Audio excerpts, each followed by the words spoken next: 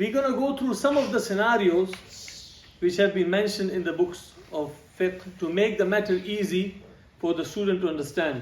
So we'll go through a few scenarios in which a person may do tayammum. Number one, not having water at all.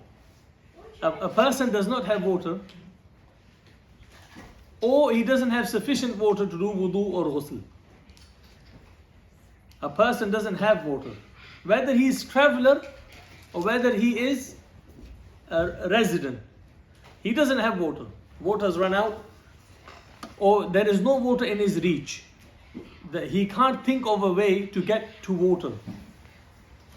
In that case, a person may do tayammum, because Allah says, فَلَمْ تَجِدُوا مَاءً فَتَيَمَّمُوا. You don't find water, you can do tayammum. If a person doesn't have water right here, in this house he doesn't have water, but he has water just not far, in a walking distance, in his mother's house, in his brother's house, or there is a river nearby, or there is a shop nearby, or where he can get water, there's a well not far. This person should go and fetch that water if he is able to do it physically. Secondly, there is no danger or fear for him in doing that. Alright? So in general, you don't have water, you do tayammum. You have no easy access to water, there is no water in your knowledge nearby. What is near is disputed within the scholars' opinions. So, for example, some of the Shafi'is, they say as far as a arrow can be shot. Does anyone know how far an arrow goes? I tried to Google it. I think the world record is less than 500 yards. So it's not far. Okay? And the arrow they use is like very mechanical. In a normal one, I would guess it probably doesn't even reach 300 yards. Allahu Alam. So anyway, they say this is a reasonable distance. The Hanafis, they say around 1 mile. 1 mile is a reasonable ask for a person if he is looking for water and he knows there's a water within a mile reach. Now mile is not same for everyone. Someone has a motorbike and he is walking. He will look at his situation. If you are traveling with a caravan and if you go to search for water and you come back and you're going to lose your friends, you don't know where you are, you won't be forced to go and fetch water from that far. Meaning, what is reasonably achievable within the time of Salah without you coming into difficulty. Alright?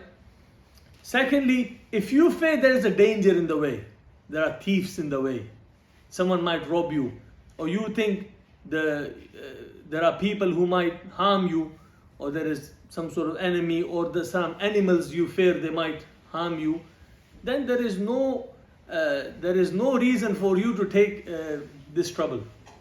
In a normal situation, if you don't have water, you don't have it within your reach that you think you can get in the time of Salah, you can do tayammum. Because what did the ayah say? فَلَمْ تَجِدُوا مَاءً. So you have to look for it.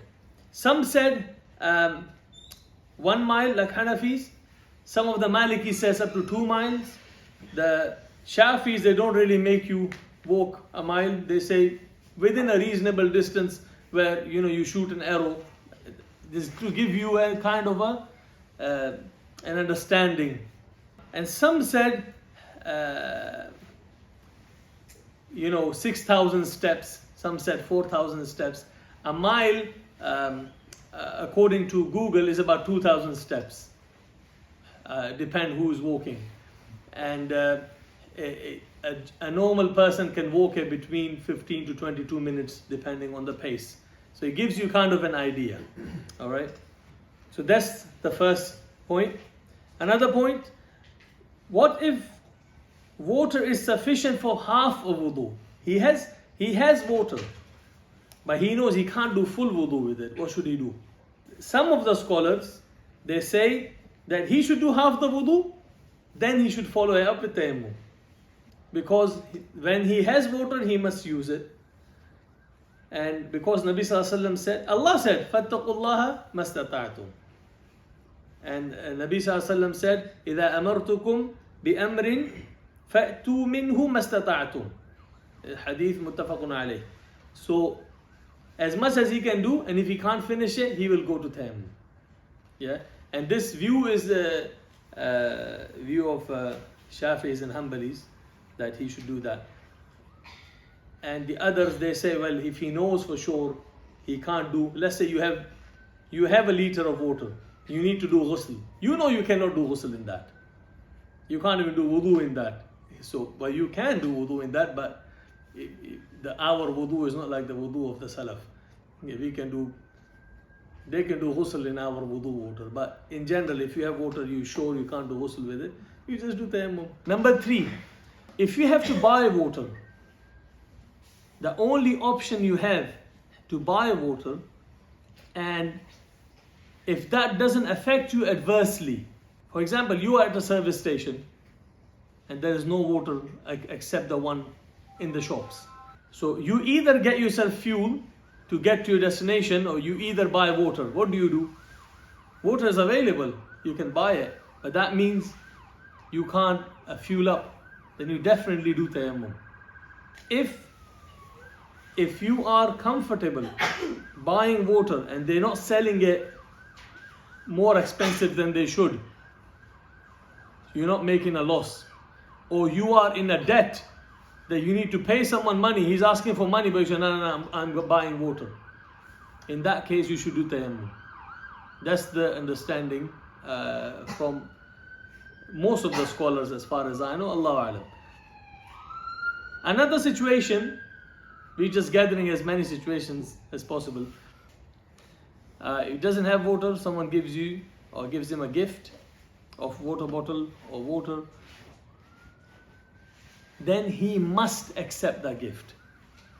Now he doesn't have an option. Someone said, oh, I have water. He doesn't have any water, but someone has, and he's gifting it, he must accept it. Now he can't do tayammum.